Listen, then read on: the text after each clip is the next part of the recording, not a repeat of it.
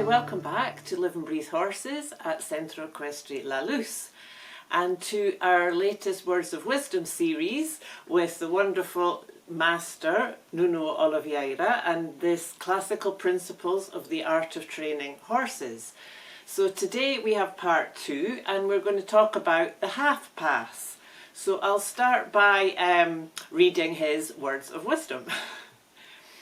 When the horse knows the shoulder in well, and having prepared with the shoulder in exercise, has a certain degree of roundness, then he is ready to begin the half pass. Through the shoulder in, he has also learnt, if the rider has paid good attention to have his legs in contact, to move away from a leg when touched and to accept a supportive leg as if it were a wall. Here's how to begin the half pass.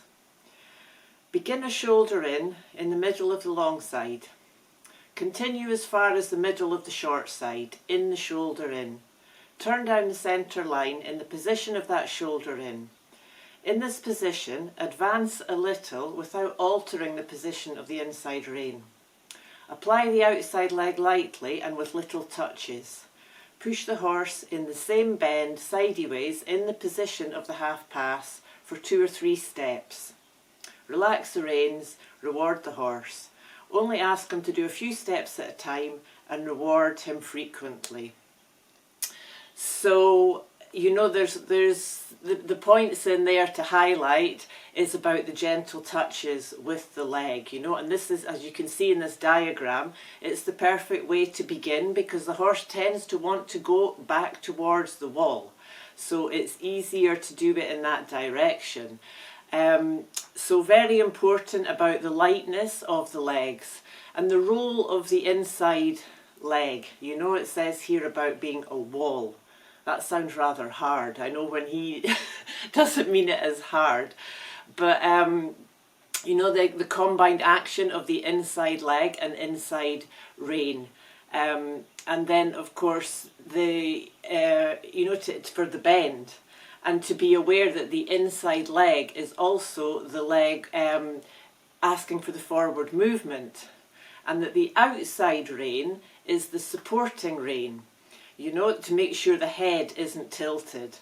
And then it's by the action of the outside rein, there's a lovely bit in here about this, about, you know, to send the shoulders more or less sideways. So the reason we start also from the shoulder in position, you know, because the horse is then in the right position. So as you turn onto the centre line, in shoulder in, a few steps in shoulder in, and then there's a small moment to slightly take the hindquarters out so the horse is straighter before you begin to go sideways in the half pass. And then it's the action of the outside rein, more in direction of the movement, if you're going that way, to take the shoulders more across, and then out in the opposite direction of the movement to send the hindquarters more across. So that would be, if you were holding your outside rein, just a very small movement out and back, almost like a flick, to just send the hindquarters more over. I mean, what I found in teaching the half pass, that people tend to want to push too much because they think they have to push the horse over. So sometimes, you know, it's the slowness of the movement. So sometimes to slow the shoulders down, almost thinking to let the hindquarters catch up, you know, rather than pushing the hindquarters more. And the other very important point there, so when your horse is learning lateral movement and you use the leg, and up until this point, legs meant go faster. So very often in the beginning, the horse can get confused. So it's very important to notice that, you know, that if you're using the leg for sideways, your horse wants to speed up. So to find a way to be more still, you know, slow with your breath, until the horse learns that also means to go sideways. So that's why it's important to be very attentive that you keep the shoulders, you know, slow the shoulders down rather than pushing the hindquarters over more. And, you know, as we said in the shoulder in, it's the importance of the preparation in that walk. And, you know, again, go ahead and try. If it doesn't work, it doesn't matter. as long as you pay attention to your horse's expression and don't torture him, it will show up what you need to practice on. You know, as we just said, if he's speeding up too much, then you see that you need to practice more, that he learns maybe standing still, that a touch of the leg can mean step over sideways. Can be a good preparation, you know, just to do that at the halt. What else? Gosh, there's so much in here. Yeah, so the importance also of rewarding him, you know, so you can vary that. In this chapter he talks about, you know, sometimes when you get a few good steps, you can, you know, release the reins would be the most common reward and just go forward in a long walk. Sometimes just halt, take a pause, and sometimes actually trot on to vary things a bit.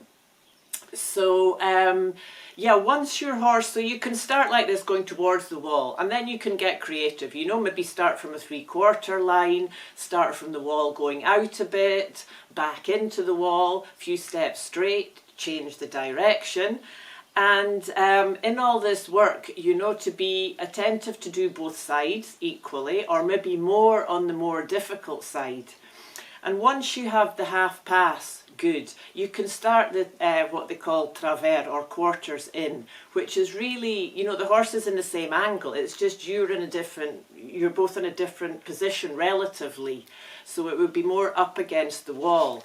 There's another nice diagram here showing the travers and then going off into a circle, followed by a second diagram there, which shows to go make the circle smaller, you know, so you can come around, make the circle smaller, go straight through the centre, and then pick it up again in the other direction.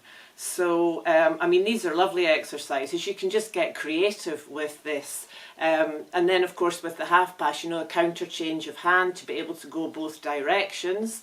You know, a few steps one side of the centre line, a few steps the other side.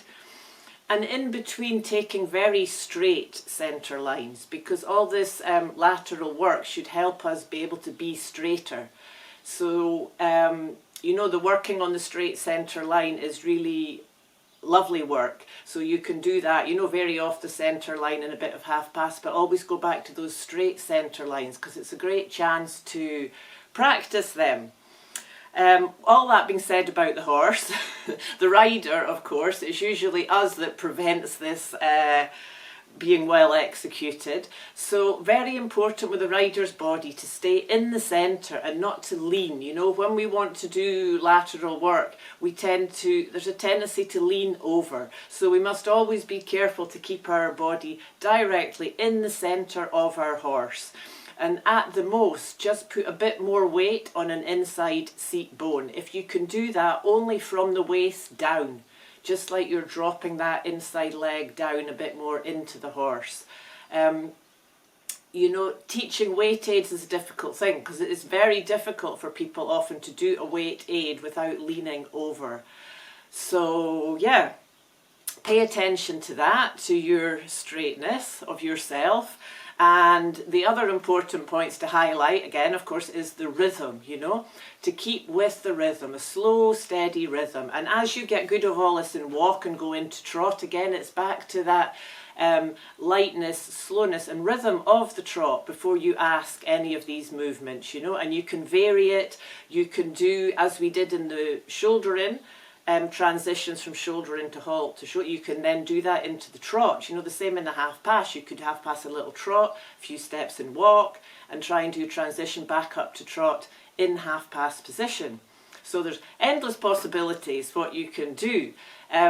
Nuno, of course, is highlighting here to pay huge attention to the lightness, and that in all this work how the horse begins to round himself, you know, so it's very important to pay attention to that lightness, and when you lose it, just to come back, do something easier until you feel lighter and more at ease again. And that's often you know, I would add, this is my bit, of course he doesn't talk about the breath because he probably does that naturally and it's all just so natural for him, he doesn't need to think about that.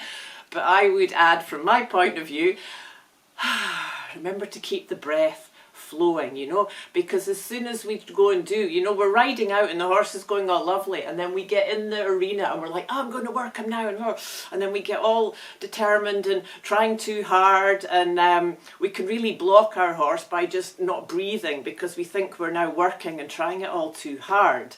And I mean, on that point, I actually love to practice my lateral work out on the tracks. You know, if you have some nice country tracks you can ride without traffic, or out in the field, you know, and just practice going across from one side of the road to the other. This is lovely work.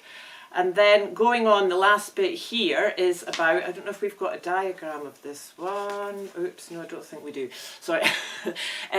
Is a wonderful exercise that was Miguel's absolute favourite. We used to do this all the time. Is when you get good at this as you practice, on a circle, doing shoulder in, quarters in, shoulder in, quarters in, on the same circle, you know, just a few steps of one and a few steps of the other, or a quarter of a circle in, shoulder in, quarter of a circle and quarters in, at walk and at trot. That's a really lovely, very effective exercise, and with lots of breaks in between, of course, for ourselves and our horse. You know, we sometimes forget that the pauses are as important as the work. So, thank you very much for joining me today. Look forward to see you next week and carry on with our next chapter, which is about the halt, the rein back and the half pirouetted walk. So thank you, keep tuning into the light, and I look forward to see you next time.